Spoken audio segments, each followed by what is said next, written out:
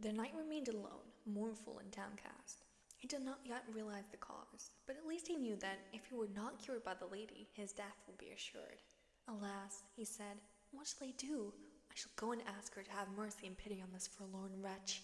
If she refuses my request and is arrogant or harsh, then I must die of grief and languish forever from this ill. Then he sighed, but soon a new thought struck him. He told himself that suffering was inevitable, for there was no alternative. He spent a sleepless night sighing in anguish. In his mind he constantly recalled her speech, her appearance, her sparkling eyes and beautiful mouth. The pain she caused reached deep into his heart.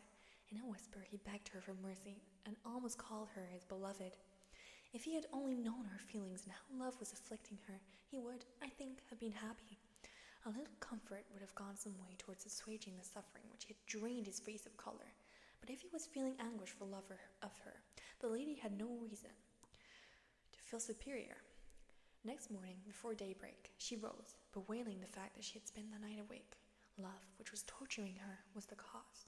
The maiden who was with her could see from her appearance that she was in love with the knight who was lodging in her chamber for his cure. But the lady did not know whether or not he loved her. When she entered the chapel, the maiden went to the knight. She sat down by the bed, and he addressed her in these words. My friend, where has my lady gone? Why did she rise so early? Then he fell silent and sighed. The maiden replied, my lord, you are in love. Mind you, do not conceal the fact too long. Your love may well have found a true home. The man who wishes to love my lady must keep her constantly in his thoughts, and if you remain faithful to each other, the love between you will be right and proper. You are handsome, and she is beautiful, he replied to the damsel. I am inflamed with such love, that if I do not receive succour, I shall be in a sorry plight. Help me, my sweet friend, what shall I do with this love? The maiden comforted him most tenderly, and assured him of her assistance in good offices wherever possible. She was most courtly and noble. When the lady had heard mass, she returned, aware of her obligations. She wished to know what the knight was doing, if he was awake or asleep. The love for him which had entered her heart had not abated. The maiden summoned her to approach the knight. She would have ample time to explain her feelings to him, no matter what the consequences. He greeted her, and she him. They were both suffering great distress, but he did not dare ask anything of her, as he was a stranger from a foreign land. He was afraid that if he spoke to her of his emotions, she would hate him and send him away. But he who does not let his infirmity be known can scarcely expect to receive a cure. Love is an invisible wound within the body, and, since it has its source in nature, it is a long-lasting ill. For many it is the butt of jokes, as though ignoble courtiers who philander around the world and then boast of their deeds. That is not love, but rather foolishness, wickedness, and debauchery. A loyal partner, once discovered, should be served, loved, and obeyed. Guigemar was very much in love, and either had to receive relief or be forced to live a life of misery. Love emboldened him to reveal his feelings to her. My lady, he said, I am dying because of you. My heart is giving me great pain.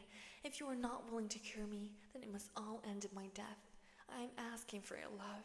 Fair one, do not refuse me. When she heard his words, she replied fittingly and said lightly, Friend, such a decision would be over hasty. I am not accustomed to such requests.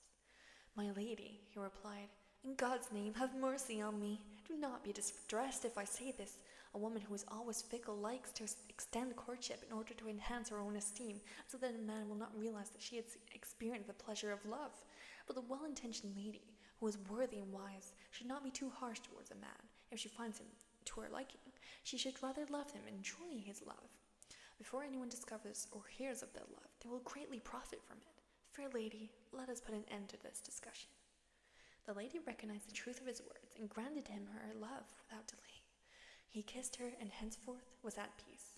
They lay together and talked, kissing and embracing. May the final act, which others are accustomed to enjoy, give them pleasure.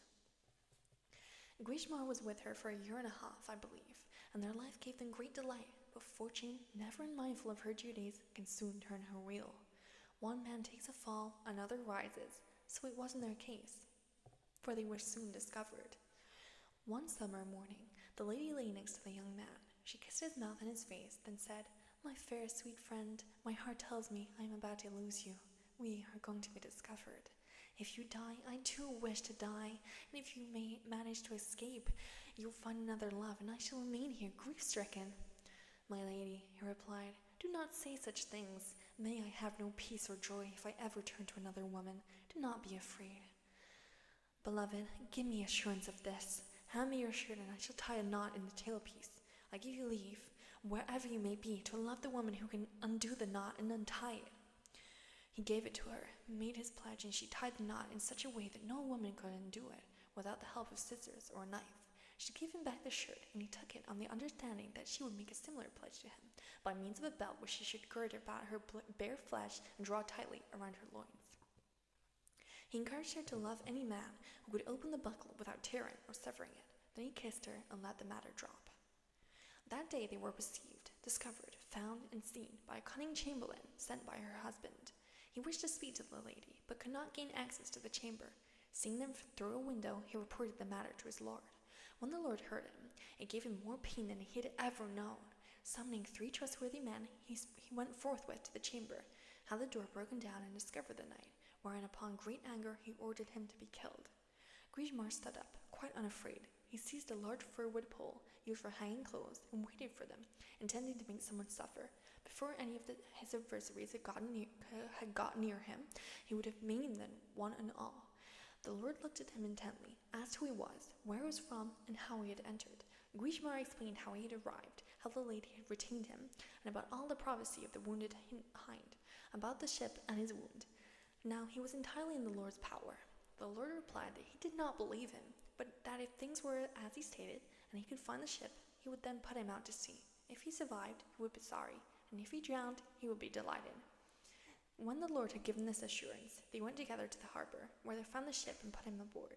The ship set sail, taking him back to his own country, and got under way without delay, while the knight sighed and wept, lamenting the lady frequently, and praying to Almighty God to let him die a quick death without ever reaching land, and if he could not see again his beloved whom he desired more than his life. His grief was unabated until the ship arrived in the harbor, where it had first been discovered, very close to his homeland. Guigemar disembarked as quickly as possible and recognized a young man whom he had raised and who was leading a charger for a knight he was following. Guigemar called to the youth, who looked round, saw his lord, and dismounted. He offered him the horse, and they rode off together. All his friends were full of joy that he had been found, but although Guigemar was highly regarded in his land, he was constantly sad and downcast. They wanted him to take a wife, but he would not hear of the idea. Never would he take a wife, for love or money, unless she could undo his shirt without tearing it. The news traveled throughout Brittany, and there was no lady or maiden who did not make the attempt, but they were never successful.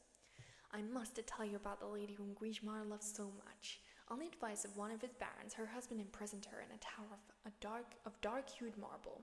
She suffered during the day, and at night it was worse. No man on earth could describe the great pain, agony, anguish, and grief which the lady experienced in the tower, where she spent, I think, over 2 years. She knew no joy or pleasure, and frequently mourned for her beloved. Guigemar, Lord, how sad that I met you. I prefer to die a speedy death rather than suffer this misfortune too long. Beloved, if I could escape, I should drown myself just where you were put to sea. Then she rose, distraught. She went to the door and found no key or bolt. Thus she had the chance to escape, and no one at all hindered her. She went to the harbor where she found the ship. It was attached to the rock where she intended to drown herself. Seeing it, she went aboard. But she had only one thing on her mind. It was there that her beloved must have drowned. Suddenly, she could not remain upright. If she could have reached the side, she would have thrown herself overboard. So great was the anguish she was suffering. The ship set sail, carrying her quickly away, and reached port in Brittany, beneath a fine, strong castle. The lord of the castle, whose name was Meriadoc, was waging war against a neighbor, and for that purpose he had risen early, intending to send his men forth to inflict losses on his enemy. Standing at a window, he saw the ship arrive. He went down some steps and summoned a chamberlain. They went quickly towards the ship, climbed the ladder, and boarded it. There they found the lady, who was as lovely as a fairy. Taking her by the mantle, the lord took her off to his castle, delighted by his discovery, as the lady was extremely beautiful. He knew full well that whatever the reason for her being on the ship, she was of a noble lineage, and he conceived a love for her greater than for any other woman. He had a very beautiful younger sister in his chamber, to whom he entrusted the lady. She was well served and honored, richly dressed and attired, but she was always sad and downcast. The lord often went to speak to her, for he loved her with all his heart. begged for a love, but she remained indifferent to his pleas. Instead, she showed him the belt. She would only love the man who could undo the knot without tearing it. When he heard her, he replied angrily, "There is also in this land a knight of very great renown who refuses in a similar fashion to take a wife because of a shirt with its right flap knotted. It cannot be untied except by using scissors or a knife. I think it was you who tied that knot." When she heard this, she sighed and almost fainted. He took her in his arms, cut the lacing of her tunic, and endeavored to open the belt, but to no avail. Afterwards, all the knights in the land were summoned to make their attempt. Thus things remained for a long while, until the occasion of a tournament which Meriadoc proclaimed against his enemy. He summoned knights and retained them, confident that Guigemar would come. He asked for Guigemar's presence as a friend and companion, promising his recompense, and beseeching him not to fail him in his hour of need, but to come to his assistance.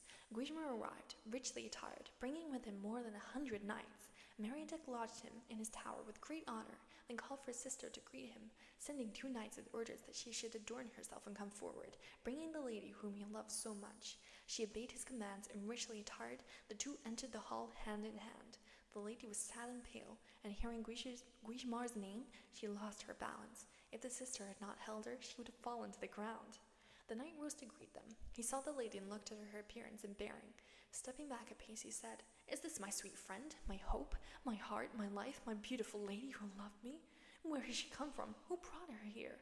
But I have been indulging in very foolish thoughts. I know it is not she. Women look very much alike. My mind had been disturbed for nothing, but since she resembles the woman for whom my heart sighs and trembles, I should gladly speak to her." Then the knight went forward, kissed her, and sat her down beside him. He spoke no other word than his request for her to be seated. Meriadoc looked at them, very unhappy at the way things appeared. He called laughingly to Guigemar, "Lord, if you wish, this maiden will see if she can manage to undo your shirt." Guigemar replied, "I accept," and he summoned a chamberlain who looked after the shirt, ordering it to be brought to him. It was given to the maiden, but she did not untie it. She recognized the knot easily, but her heart was too full of anguish. She would have been willing to try, if she could, and if she dared. Meriadoc realized this, and it grieved him. All he could do was to say, "Lady, try to undo it." When she heard the command, she took the flap of the shirt, and, to the knight's astonishment, untied it easily. He recognized her, but nevertheless he was not completely convinced. He addressed her in these words, "Beloved, sweet creature, tell me the truth. Let me see your body and the belt with which I girded you." He placed his hands on her hips and found the belt. "Beloved," he said, "how fortunate that I have discovered you like this. Who brought you here?" She related to him the grief, the great suffering, and the dreariness of the prison in which she had been, and how things had turned out, how she escaped with the intention of drowning herself, but had found the ship, gone on board, and arrived at this port, and how the knight had retained her and looked after her with great honor, but had constantly made advances to her. Now she was once more full of joy. "Beloved, take your sweetheart away." Guigemar rose. "My lords," he said, "listen to me. I have discovered a friend whom I thought I had lost forever. I implore Meriadoc in his mercy to restore her to me. I shall become his vassal and serve him for 2 or 3 years with 100 knights or more." Then Meriadoc replied, "Guigemar, I am not in sufficiently dire straits or so troubled by war that you should request this of me. I found her, and I shall keep her and defend her against you."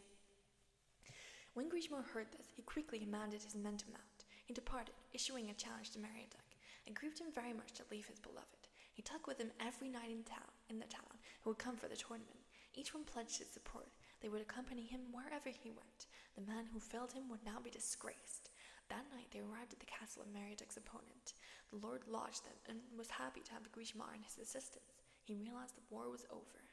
Next day they rose early, and everyone in the lodgings equipped themselves, whereupon they made a noisy exit from the town, with Guigemar out in front. They reached the castle and attacked it, but it was strong, and they could not take it. Guigemar besieged the town and would not leave until it was captured. His friends and followers increased in number so much that he starved all those inside. He captured and destroyed the castle and killed the lord within. With great joy he took away his beloved. Now his tribulations were over. The Lay of Guigemar, which is performed on harp and rote, was composed from the tale you've heard. The melody is pleasing to the ear.